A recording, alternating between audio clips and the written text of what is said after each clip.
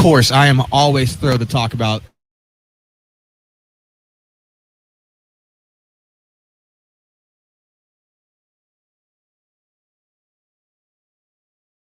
in part, I will say I was way more confident when I saw my man Trent on TikTok pick the Warriors to win. And I don't know if any of you guys out there listening know who Book It with Trent is, but whenever you see him pick a team, you can confidently, no matter what the circumstances are, immediately pick the other team. It is uncanny his ability to somehow lose bets. It makes no sense to me.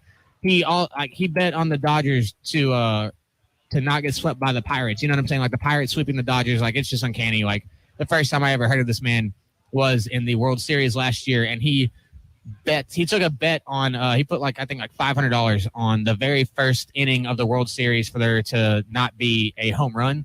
And there had never been a home run in the very first inning of a World Series, I think, ever. And on the second pitch, Jorge Soler hit one out. So uncanny for this man to just get things wrong. So that did give me some added confidence. I can't take all of the credit for that last night's win, but the Boston Celtics absolutely obliterated the Golden State Warriors in the fourth quarter after a tight game back and forth in the first half. And what seemed like in the third quarter was going to be a pull away Golden State win. You had Steph Curry completely showing everything in his bag last night early on, having 32 points through the first three quarters, and then absolutely getting clamped in the fourth quarter and getting shut out, putting up a goose egg in the final 6 minutes he played in the fourth quarter last night. Boston won the fourth quarter 40-16. And as a proud Atlanta Hawks fan, I have to give all the credit to Al Horford for, I think, single-handedly almost winning that game last night for the Celtics. Because when Jason Tatum shoots 3 of 17, you would not expect the Celtics to even win, let alone win by double digits. You would expect them to lose by double digits when Jason Tatum shoots 3 of 17. But Al Horford said, not today, put the team on his back and scored 26 points, hitting a career-high 6 three-pointers in that game. And those 6 three-pointers he hit are also an NBA Finals record for the most three-pointers hit by somebody making their debut in an NBA Finals.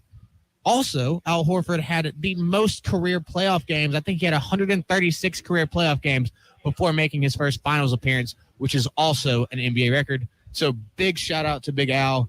All the love in the world. Did some absolute work for my Hawks back in the day growing up. So that is a childhood hero of mine in a sense. But yeah, shocking loss for Golden State. If I am a Golden State Warriors fan, I'm kind of concerned. I got to be honest with you, because you do not expect that again when the Celtics' best player has his worst game of the year. You know what's that just shouldn't happen in no way, shape, or form. The Warriors have they have too many other good players for that to even be a thing that would cross anybody's mind. Awesome. Yeah, those are a little NBA update there. It's getting super exciting. I know if you're tuned in to everything. I know Devin has a few things to say as well. Let's hear from Devin now super quick. Yeah, Chloe, can you hear me fine? Yeah, you sound good. Okay, excellent. So, yeah, I mean, all I was going to say, yeah, just about that quick NBA segment there is, yeah, I noticed that like role players still clearly very important, and the Warriors need a lot more consistency from players other than just Steph Curry. And of course, Curry got a huge percentage of his production, mostly in the first quarter. But Klay Thompson, who hit some beautiful shots, just wasn't consistent enough, not shooting super well. Inconsistency's kind of been Klay's issue this whole postseason. But you mentioned Al Horford. I absolutely love that Horford is finally in the finals, playing super well. He's worked extremely hard his entire career, a long career. Just been a very good, very solid player and a good leader and teammate. And then shout out to Marcus Smart as well. Marcus Smart played very clutch as well in the game, and Jaylen Brown too. The Celtics just flexed a lot of depth. The Warriors have the depth, though, as well. But clearly more guys for the Warriors are just going to have to step up. It's very rare when the Warriors die behind the three-point line like they did in that game, when a team well outshoots them from beyond the arc. Awesome. Yeah, definitely stay tuned here to Rock Solid Sports. We'll be talking about this. I know, well, we don't have, we do have a Monday show this week. So, yeah, definitely stay tuned to Rock Solid Sports. Hey, yeah, Chloe, I gotta say, I definitely predicted Campbell beating Georgia Tech on Monday's show. You did. Yeah, I can verify that. Yeah, We we saw that coming. Me, but no. Yeah, Connor, we on Monday we were looking into some baseball things, some other regionals besides the one happening here in Knoxville. And Campbell is a team who is out of North Carolina, the Campbell Camels, I think. Yeah, that's right, because they played in softball. And Connor, could you explain for people who maybe didn't listen on Monday? Yeah, first of all, I got to say that whenever I see Campbell, I think it's like a cigarette advertisement. I don't know why. It just is like their logo. I mean, I don't know. I just think I'm looking at a cigarette advertisement. But Tennessee just got robbed there at the wall. Almost another home run there. But Campbell came in this tournament as a team that probably many people would look at. If you were to look at the grouping of four, Georgia Tech, Tennessee, South Alabama, and Campbell, you would obviously assume Georgia Tech, Tennessee. That should be what happens 9 times out of 10. But this year, Campbell's was 40-18, I think, entering today, and they had played a handful of SEC teams as well as a whole litany of Division I opponents, and not just playing them close, but beating a lot of Division I opponents. And honestly, they came out here today, and I think they put up 16. I think they put up 16 runs. I think I got to look up this. I believe it was 15. I believe they beat Georgia Tech 15-8. That is a ton of runs. That is so. If Tennessee does go on to advance today, that is a team that is going to put up some serious offensive firepower. And Tennessee's pitching staff is going to have to do their due diligence and not letting this one slip through their fingers, because this is a very easy game. Like I said, if you're a Tennessee staff and you haven't done your homework, you see Campbell coming up, you are not worried. You're like, we're at home. This is no big deal. That is not the case. Let me tell you something. Them Camels, oof, they are here to play. Yeah, they're a team that's got 40 wins, if I'm not mistaken. They went 40-17. And I know that they obviously play in, I believe, the Big South Conference, and there's not a whole lot of superstar competition, not compared to the juggernaut that's the SEC, as we all know. But still, 40 wins in a season, not bad. Not bad by any stretch at all. Hopefully Tennessee's doing well against Alabama State here. I saw Alabama State, of course, beat Southern to win the SWAC championship, which led to like 14 innings or some crazy. Like, that game just kept going on and on and on. But Alabama State, even though they won, I was not too terribly impressed by them. Their pitching staff doesn't seem to be very good. Their defense seems to constantly make mistakes. Their offense is very touch and go. So I was thinking Tennessee should explode at some point and just dominate this game, kind of like East Carolina did earlier in their game today. Yeah, I'm hoping so as well. We've been talking about how some of these games have really came down to, especially I think the main example is the Kentucky game and the SEC tournament has came down to, the last few innings, the 7th and 8th innings, where Tennessee got the win,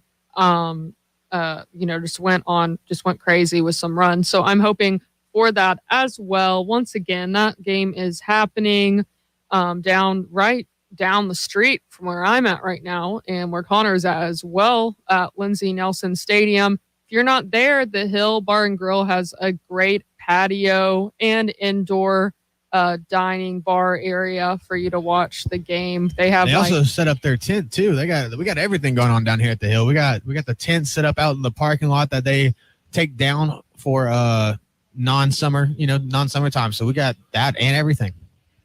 All right, you heard it there. Yeah, so definitely head down to the Hill. They have like every sport ever on. It's going to be super, super exciting.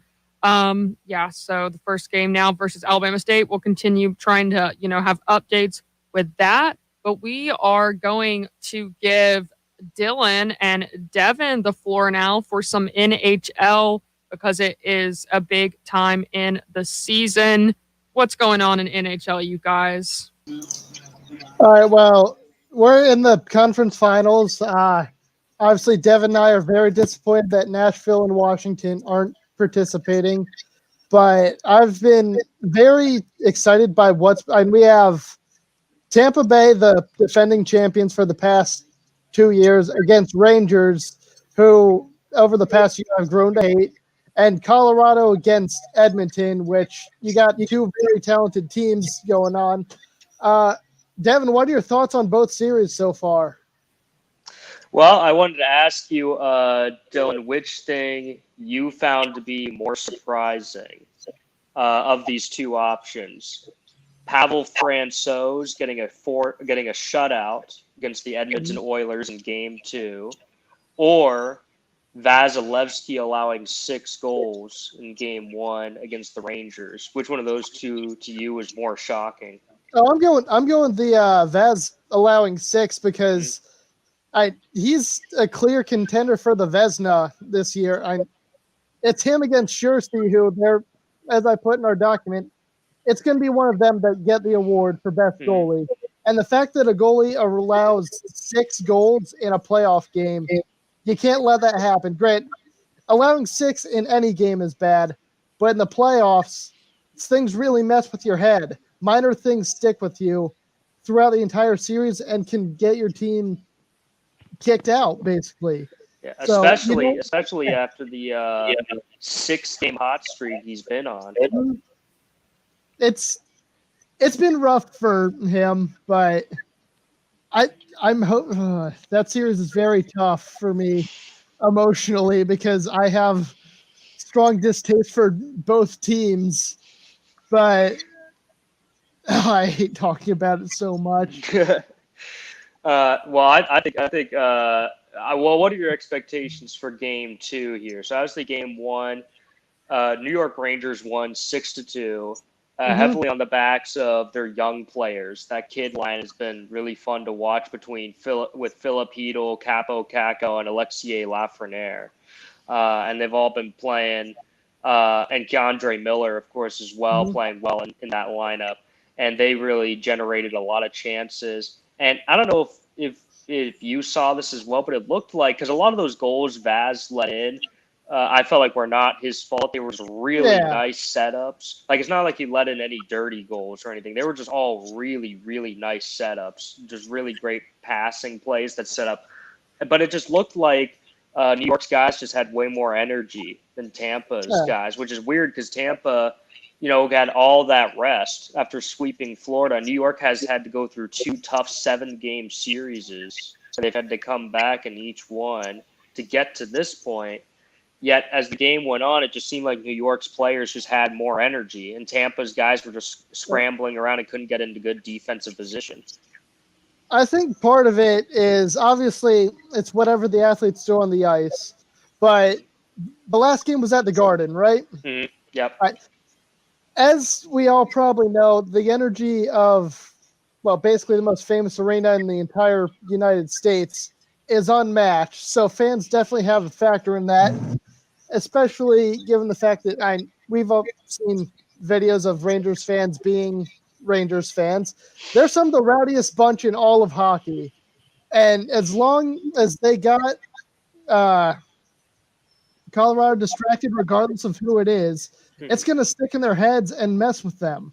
So just keep the energy in the Garden going, and New York can pull off the win against Colorado. Mm-hmm. And New York's home winning streak, I believe that made it 7 in a row. Yeah. In these plays, which breaks a franchise record. So it'll be interesting to see. So either one of two things is going to happen, because Vasilevsky also has an extremely impressive record in the playoffs coming off of a loss. I don't think he's lost a single playoff game coming off of a loss. Yeah, that sounds about right.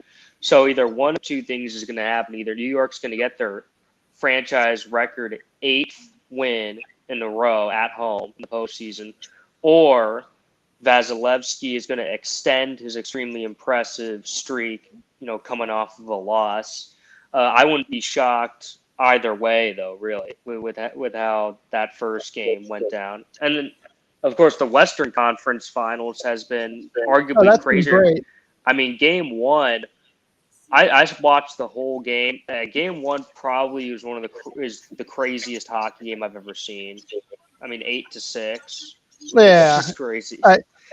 High scoring games are always fun because games kind of started to turn down scoring over the past few years, unlike back in 80s, 90s when you'd see Gretzky put up major numbers. You'd be seeing like 9-6, 9-7, whatever. So the fact that we're seeing high scoring games like this is absolutely great. There's always something going on, and the fact that it's playoffs makes it even better because there's nothing better than playoff hockey. So, and I think what probably caused that was, goalies. I think it started with goalies becoming way more skilled. Goalies just got way better. But now we're starting to see the shift towards slightly more scoring again because now the skaters have become so highly skilled to match the goalie's skill. Like now there's guys like young guys like Trevor Zegras pulling off ridiculous moves and stuff to get past these goalies. That's stuff they've never seen before. I'm going to kind of disagree with that. I think we've kind of have a downturn on skill for goalies because all of the guys that absolutely dominated the early 2000s up until, I guess we'll call it 2016, are starting to retire. Brodor's been gone for a while. Lundqvist has recently left. Corey Crawford's done. Who am I missing? But Carey Price. Jonathan Quick will be done soon. Oh yeah. So it's a bit of both. It's both the decline in quality of goalies and the increase in how good you got your forwards playing. Yeah. And branching off that, actually, with the Colorado-Edmonton matchup, you have superstars McKinnon going against McDavid, who I really don't know how this is going to go because you have arguably two of the best players in the league right now going at you. It's basically comes down to who wants it more. And what's interesting, though, Game one, they were pretty even with each other, but Game two, Edmonton, I saw that combined between McDavid, Draisaitl, and Kane, the three of them only combined for 7 shots on goal. And that's not going to win you games because those guys need to have tons of scoring chances, and then they'll rack up those goals. To get shut out like that was really not good. To me, Colorado's now taken this series over with that commanding Game 2 win. But now it goes back to Edmonton. So who knows? But of course, Edmonton loses Game 3, and I don't know. I'd say it's pretty much over. Crazier comebacks have happened in the NHL playoffs, but still, 3-0 would be pretty devastating at this point. Either way, I'm happy with whoever comes out on top of the West because, well, like I said, I'm not rooting for either team in the East, but both teams deserve it. They've been, I think the last time Colorado won was the late 90s, early 2000s. And then Edmonton hasn't won since shortly after Gretzky left. So maybe the early 90s. So both teams are going through a drought. So they have basically nothing to gain but nothing to lose either. They'll be fine next year. I don't know how some of the contracts are going. I haven't looked at any of the dirt sheets lately, but they'll be fine, and we'll see them in the playoffs again. But I don't know if they'll make it this far. Yeah, I think Colorado probably has if Colorado was to lose, it'd probably be slightly more devastating to them because I think they've got more contracts they have to work out, and they're definitely not going to be able to pay for all those guys. Whereas Edmonton's biggest concern will be, once again, can they find a goaltender? Can they find a consistent goalie? Because obviously Mike Smith, who's revived himself, but he's still almost 40, or I think he's about 40 years old right now. So he's going to be out of the league pretty soon. And it's not like he was a super great goaltender to begin with. recently. Of course, it wasn't when he was younger, but recently. So that's got to be Edmonton's biggest concern, and replacing some of their defensemen. But for Colorado, they just have a lot of. I think they'll probably have a lot of pieces that's going to be hard to keep that whole core around. So I think for them, it's really championship or bust at this point. I've heard rumors that supposedly Edmonton was interested in Fleury a few months ago. I don't know what happened to them, but they tried to fix their goalie problem. And obviously, towards the end of the season, when we got our trades and more free agency, we'll see what happens. I don't know what Fleury's contract's looking like, but he might be moving around. I heard he might be going to Buffalo. If he goes to Edmonton, that solves their problem. So, as long as they can get Fleury, I think Edmonton would be able to make another run. Mm-hmm. Probably, especially with the way their star players are playing right now. I mean, the tear that McDavid and Draisaitl have been on these last few seasons has just been ridiculous. And the fact that they're only now coming into their prime, when before, I mean, they both won MVPs. Even without coming into their prime, is just craziness. So just imagine what those guys could do with just a little bit more help and a good goalie that backs you up. Because I think that also helps with a team like Tampa Bay's confidence, is that they know that their goaltender and net is one of the best is arguably the best in the whole world. So I think that helps out the Tampa Bay Lightning a lot, for instance, when they know, okay, well, we know our guys got us, so we can go out there and feel more confident about what we're doing because we know that the guy between the pipes is one of the best there is. So when you have a great goaltender like that, I think that helps ease everything else into fruition. We'll see what happens. What are your predictions for either series leading up to the finals? I mean, before they started, I said I went kind of boring with everybody else, which normally I don't do. But I said, I think it's going to be Colorado, Tampa.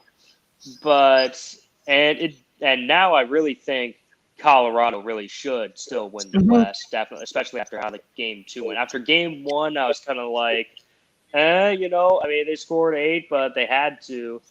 But game 2, then I'm like, okay, but then they kind of dominated that game from the second period on. But in the Eastern Series, oh God, I don't know. I mean, I want New York to win if I had to pick, just because I just rather not see Tampa have a three-peat. But God, that's so close. I'm going to say New York, but it takes them 7. I think Tampa bounces back tonight, and if they don't get the win, I think they at least get very close, not like the blowout we saw in game 1. I think it'll be very close. I think Tampa will win a few games, make this a series, and push it all the way out. And I think New York will have to go to 7 for the 3rd straight time. But also for the 3rd straight time, I think they'll come out victorious and win in 7 games and have a very similar cup run like they did back in 2014 when they lost to the Kings. I think I'm going to go Colorado I'm feeling 5. Okay. And I'm going to go New York with a game 7 overtime winner. Just because this is a very close, but very competitive series, and we've only had 1 game of it. Both teams are solid. It's just a matter of which goalie's going to collapse more, like we talked about. Yep, and Shesterkin, I think, in my opinion, Shesterkin should win the Vezina because, again, it's a regular season award. It's based on regular season performance. But he's really coming to his own late in the playoffs. He struggled at the beginning in the first round against Pittsburgh. But they were able to come back from that 3-1 series deficit to get past the Penguins due to Shesterkin finally coming into his own form and the offense finally picking up the slack. And at this point now, and when it came down to it, like against the Hurricanes in Game 7, Shesterkin showed up strong again. And I think he's now just finally coming to his own again. He's a younger guy, but now he's coming into his own right when they need him most. So I'm going to agree with that. I think Colorado wins in 5, and New York wins in 7 as well. I'm going to go with that same thing. And then we're getting a little ahead of ourselves because we have the rest of this series going. Who comes out on top in that matchup at the end of everything? I'm going to go Colorado. I think their team is too good to not win. Mm-hmm. I almost don't want to curse them by saying a urinating tree, comment by saying they're too good right now. For those of you that don't know, I highly recommend watching his YouTube channel. Very funny channel. Covers hockey and baseball and football. Hilarious stuff. But you learn something while you laugh. Exactly. Yeah, it's a great channel for that. But I'm gonna say I think Colorado's just too deep. They've built this roster. It's been a long time coming. They kept failing in the second round. They got the pieces. They got the depth. They got a good enough goalie tandem where it's like, okay, it's either they win it now or they just won't. So I think they're just going to go for it. I think they're going to manage to pull it out and win it all.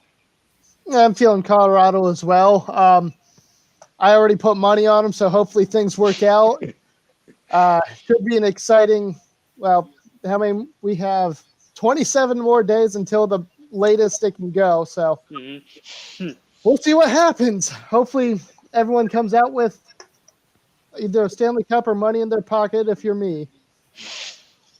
Yep. All right. That was a great hockey segment there. We got to talk about hockey for a while, which is always great. And yeah, with the Stanley Cup coming up, we'll definitely be talking about it a lot more here on the shows Monday and Friday, and whenever Dylan and Devin are on, basically. So yeah, we're definitely going to stay talking about that as we approach. And we're going to take a short break here. But before that, Connor, how is the Hill looking now? And any baseball updates since you are there with the big TV and such? Yeah, Tennessee was able to add another run this past half inning, and we now lead 3-0. We had an RBI single there, so we were able to push across one more. We did just strand a pair at first and second just now, but the bats seem to be going now. It is no more like solo home runs. Like the first couple runs we pushed across, it was more of like, like if we weren't hitting a home run, we weren't going to score. But now it seems that we could push across some runs without the long ball, which is super important. You got to have both those threats going if you want to be able to win in Omaha. So we got the average and the power going. Now all we need is the win. All right. And what is that final score again? It is not 3-0. It's 3-0 right now, and I think it's the sixth inning, the fifth. It's the bottom of the. It's either the bottom of the fifth or the bottom of the sixth. I can't.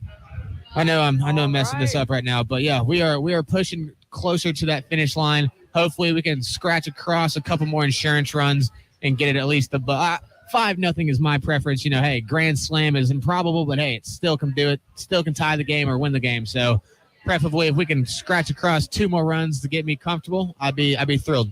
All right, I think that I will be comfortable with that as well. Hopefully, the Balls close it out with a comfortable win here in the last few innings. We'll definitely stay updating you all before 8 o'clock when the show ends. The game will still likely be going on, of course, but we're going to take a short break here, and then we're going to get back into it. I'm thinking we talk some more baseball, look at these regionals here that are across the country, and maybe make some predictions for, College World Series. I don't know. We'll get into that in just a minute, but for now, here are some words from our sponsors. Stay tuned to Rock Solid Sports on 90.3 The Rock. Hey, Knoxville. The Rock thanks the Hill Bar and Grill for their support. The Hill on 4th Avenue is open 7 days a week at 11 a.m. until late night for dining indoors or on the expanded patio. The Hill has a variety of appetizers and a full menu of wings, burgers, tacos, and more. The Hill is our Thursday Munchie Madness sponsor and home of Friday's Rock Solid Sports. On Instagram at The Hill Knox. Menu at thehillknox.com. 90.3 The Rock thanks the UT Athletic Department for their support. Season tickets for the 2022 UT Volunteers football season are on sale now. The next phase of Neyland Stadium renovations will be ready for the new season with home games against Florida, Alabama, Kentucky, and more. Info at allballs.com. A link is at WUTKradio.com. 90.3 The Rock wishes Coach Heupel and the football Balls good luck this season on the gridiron.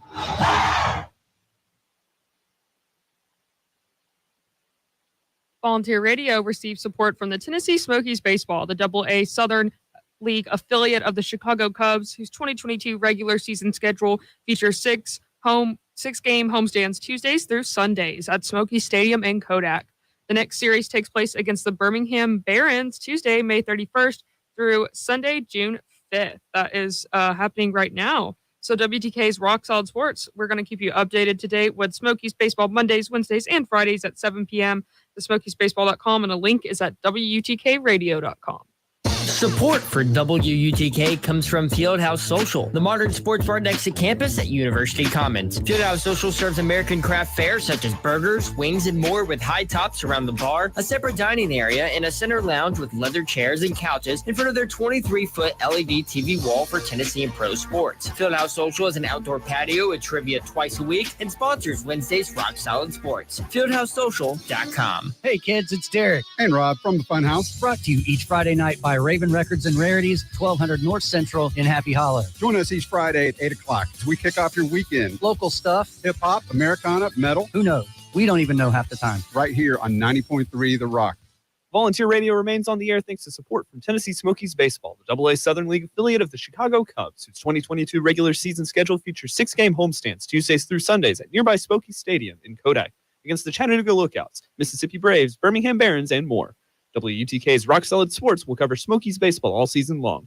SmokiesBaseball.com, and a link is at WUTKRadio.com. WUTK thanks C3 Presents for their support. Music Midtown, September 17th and 18th, Piedmont Park in Atlanta, Georgia. 34 artists performing live on stage, including My Chemical Romance, Jack White, Future, and many more. MusicMidtown.com. Listen for chances to win a 4-pack of tickets to Music Midtown 2022, September 17th and 18th in Piedmont Park, Atlanta, Georgia. From 90.3 The Rock. This is Mike Keith. Hope you're enjoying tonight's edition of Rock Solid Sports. Now let's turn it back over to the crew as you listen to 90.3 The Rock. Rock it in for 40 years.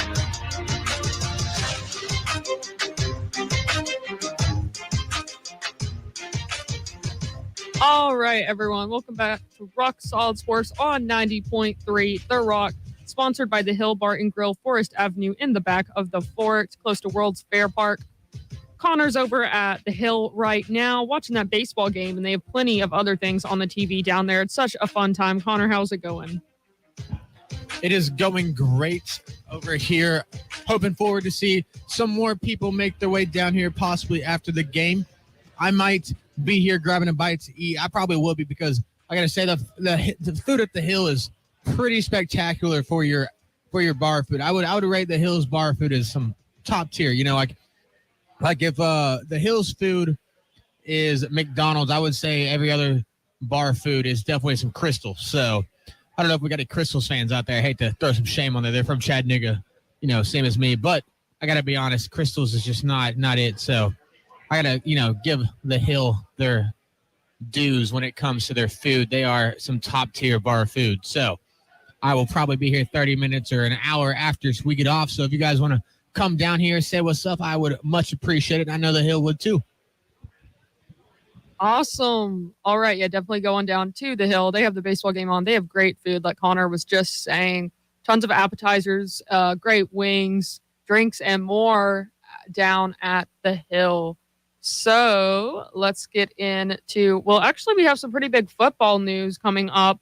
As you know, we talked about this so much during the fall semester because it is pretty big news.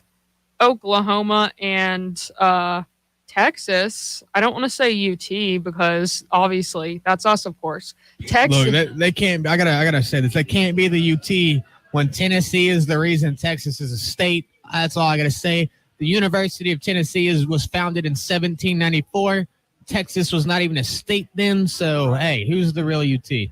We are the real UT. We're the first UT. And like you said, the reason Texas is a state in the first place, Tennessee was a state before, Tennessee, the University of Tennessee was founded before. We remember the Alamo. Hey, we remember the Alamo. All right. So we do have some news here. The SEC has came out with some propositions, if you will, for scheduling those new teams into our conference. What what do you guys have on this? What do you guys think about this? I know Devin and Tucker were the ones who suggested we talk about this tonight.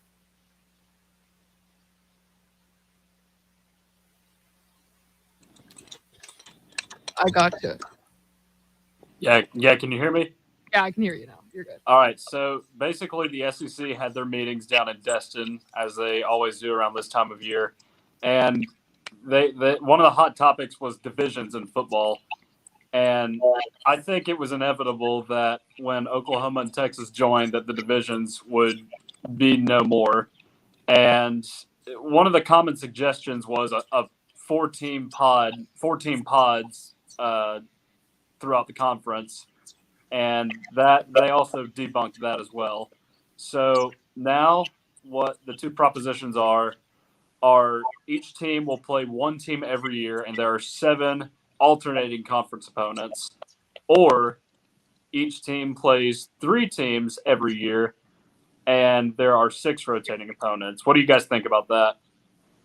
Well, for starters, Tucker, I really like the second idea more than the first idea.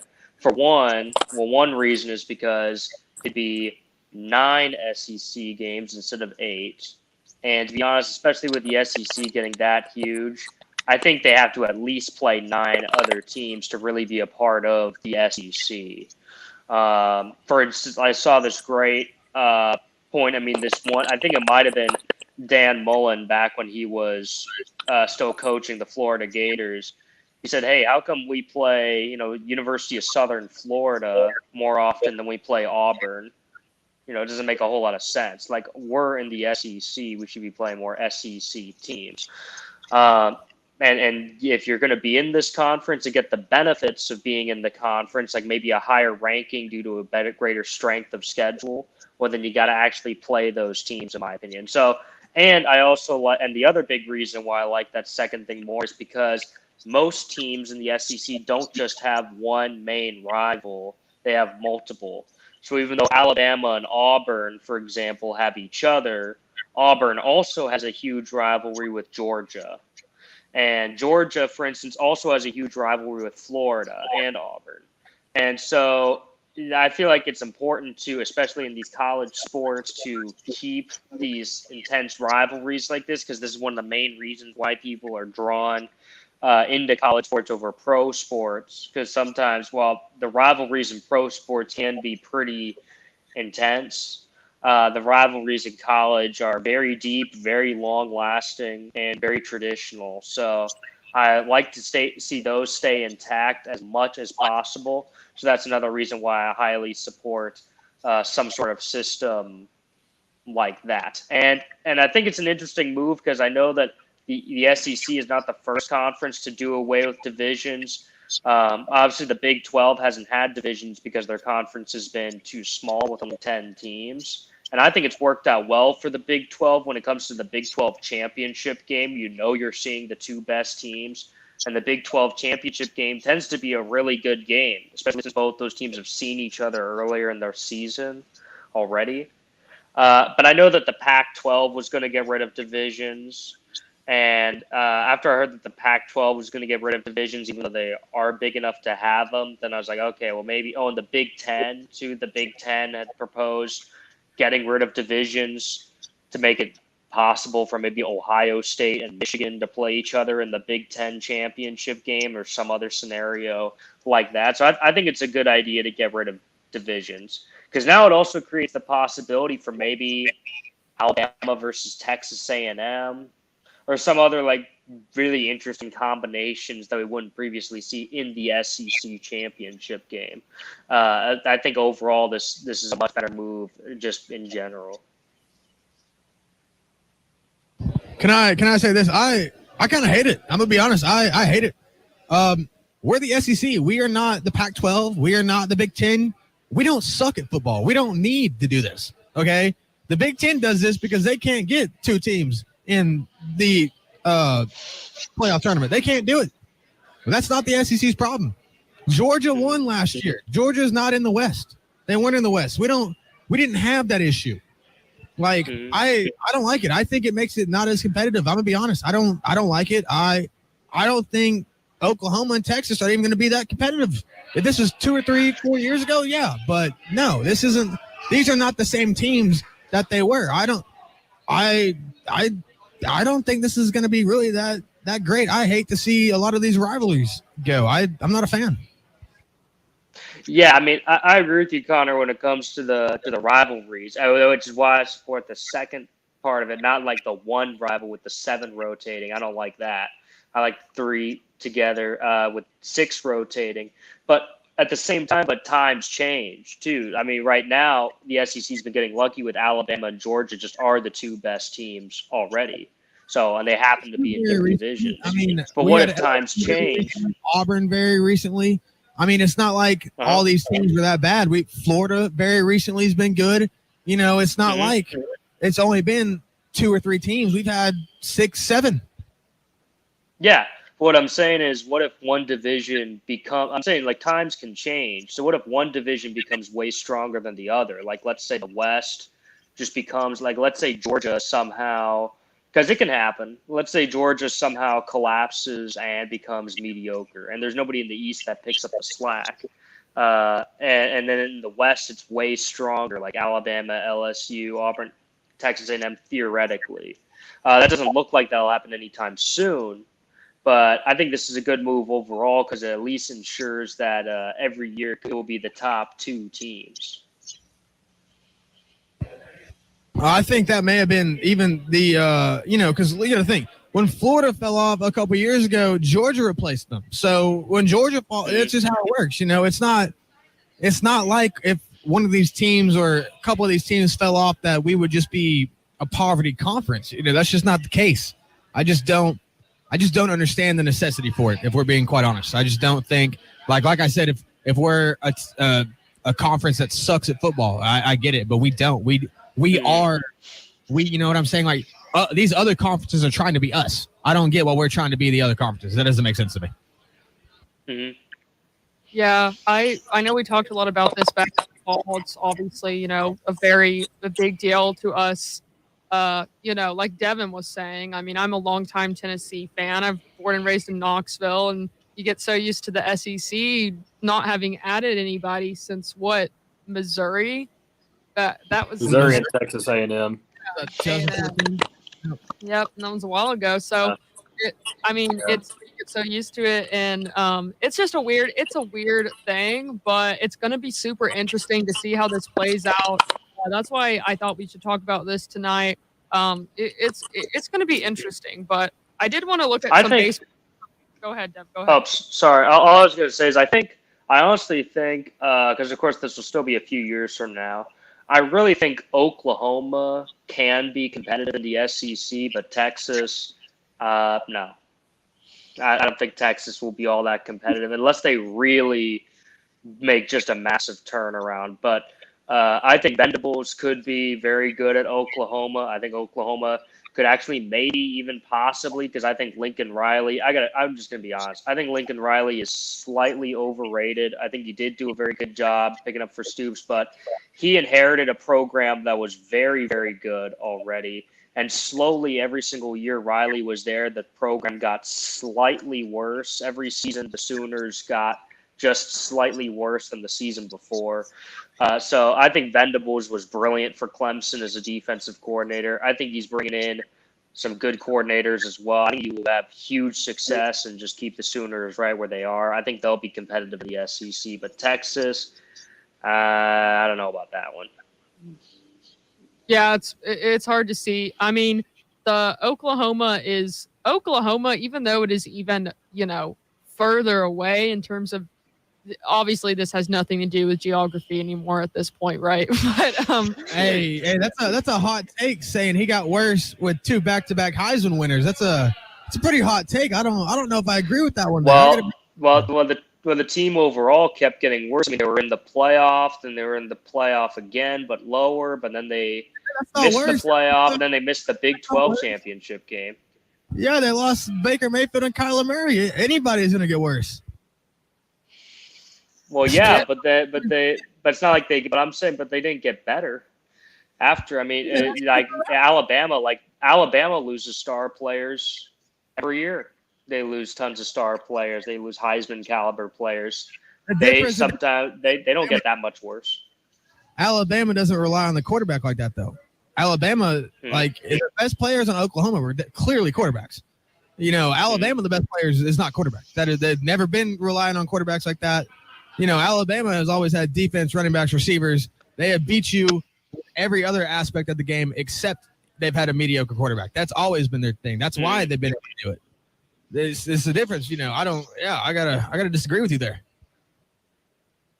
I'm just saying, just with how the team performance and the team record. I mean, every year Lincoln Riley was there, they got not that much worse, but just slightly worse every time. The games became closer. There was more likely of chances they get upset. They were in the playoff, then they missed the playoff. Then last season they didn't even make it to the conference championship game. Yeah, That's just all I'm saying. That's just all I'm saying. So maybe he'll pick it back up with USC, but I think people saying, oh, Lincoln Riley's now the best coach in the Pac-12. He's one of the best coaches in the nation.